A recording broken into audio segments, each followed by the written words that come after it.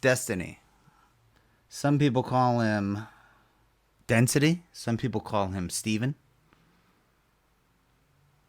Some people call him Miley. Doesn't matter what you call him. He uses a series of brainwashing tactics. A variety of brainwashing tactics and manipulations of his audience. One that I find especially annoying is he likes to speed up. He likes to react to videos and he speeds up his opponent's arguments so that they become virtually incoherent. His audience, he speeds it up to such a point where his audience can only catch like a word or a phrase, and he's able to sort of obfuscate what his opponent is arguing or take things out of context.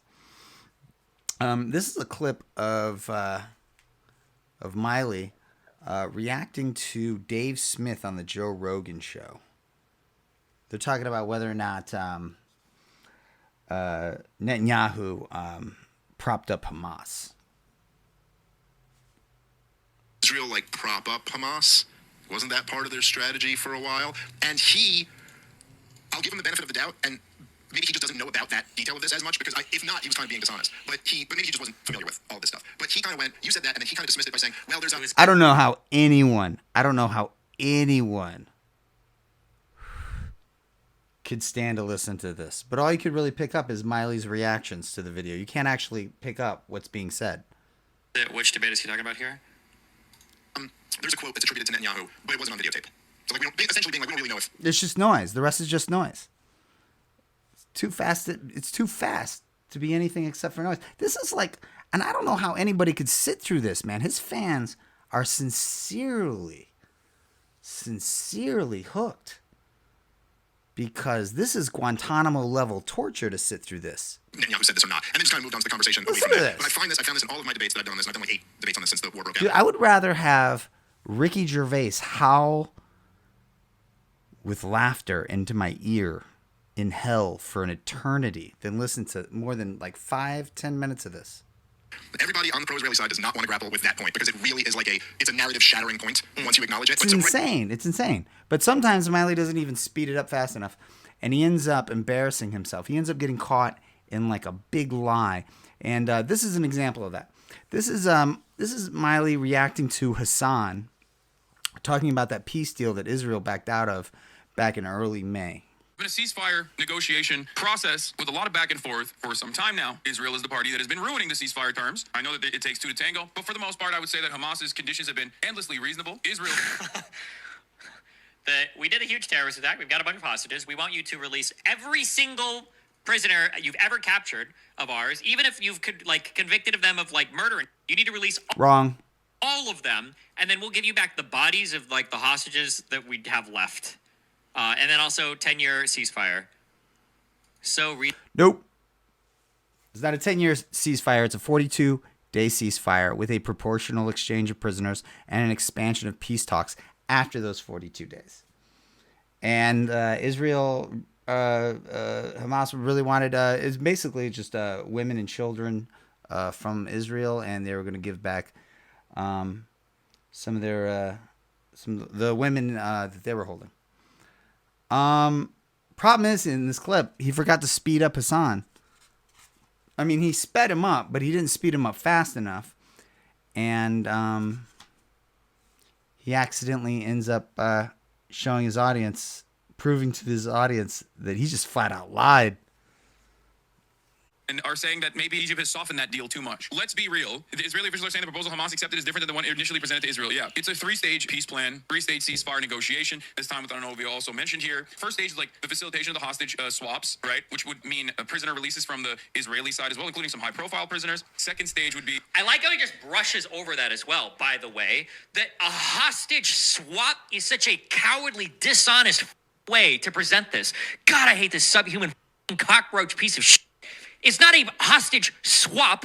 They want to take hostages that they captured in the process of committing war crimes, and they want to trade them for prisoners in Israel. That's not a hostage swap. The idea that both sides have taken hostages here and they're swapping them is so unbelievably dishonest. I'm beyond this. I don't know why I would even waste my time watching this. I'm good. I don't even need this. Okay. There's other stuff. Hold on. We got comedy videos. Yeah, that's what the kids call a rage quit. Using semantics as an excuse to jump ship after he was just about to get caught in a lie. He knew it was coming. Because he just said a 10-year ceasefire. And he knew that Hassan was going to be like, it was a 42-day ceasefire. You just straight up got caught in a lie and ran like a bitch. And I love the little freak out. I love the little name calling, the little petty name calling. At least he didn't he didn't dub Hassan an immigrant as an insult again. He didn't use the word immigrant, as a pejorative. This time, that would be stupid, especially considering that the guy was born in New Jersey. Moron.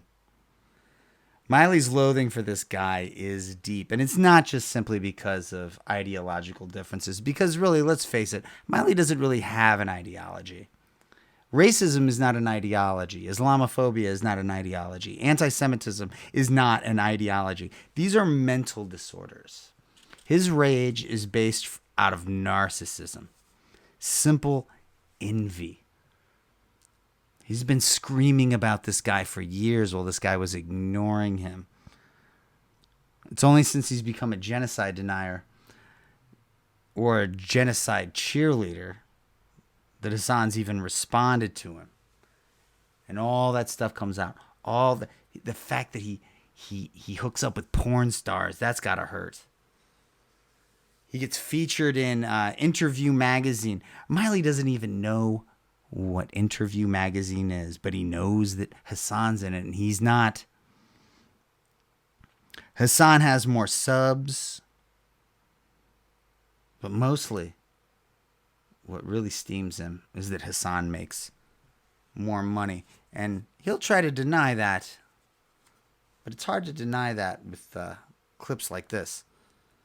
So one thing that is a common controversy that people accuse you of is the champagne socialist. Mm-hmm. Can you explain what a champagne socialist is? I think a champagne socialist is born out of the misunderstanding that like socialism have to be implies poor. that you have. Wow, your powers of prediction are so amazing. Is this supposed to impress your audience that you could predict what he was going to say before he was going to say it? Is this supposed to make him seem predictable in spite of the fact that it's been said a million times because it's the only argument you guys have against socialism?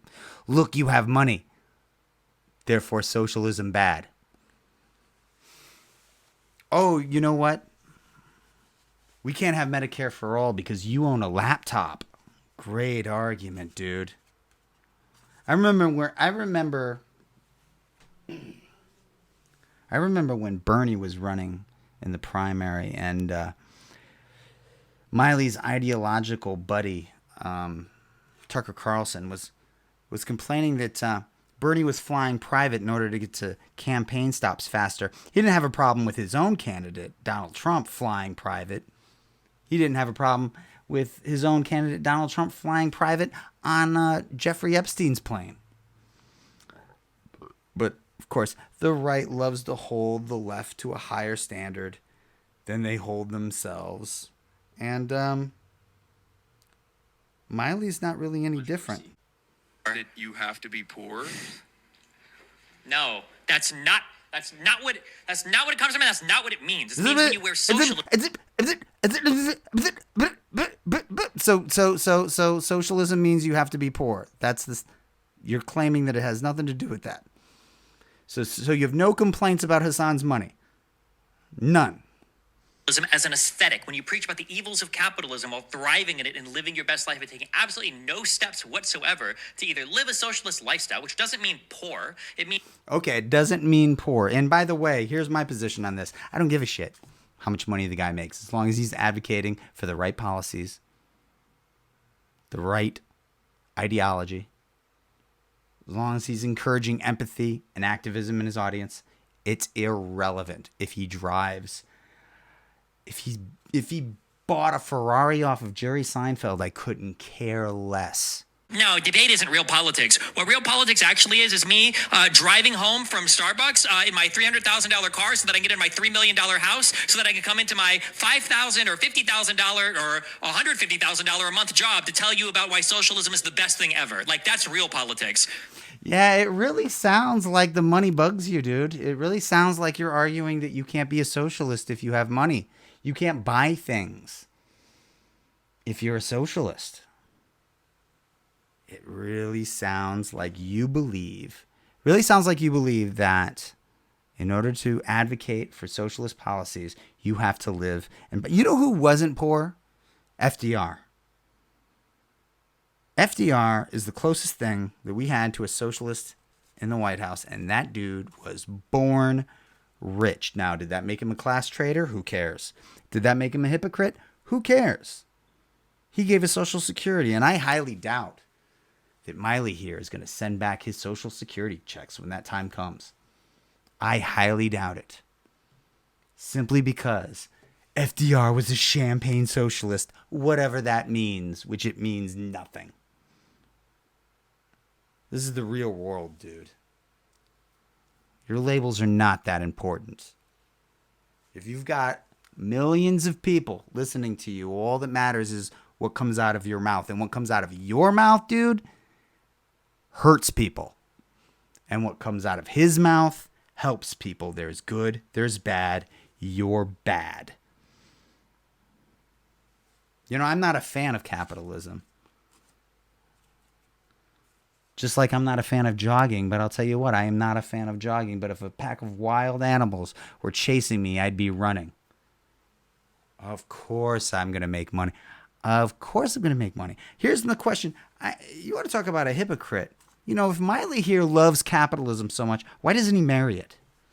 If he loves this system of exploiting labor for profit, then why doesn't he go out and get a job and be exploited? And if he doesn't like how much this particular dude makes, how much money this guy makes, then just tax him.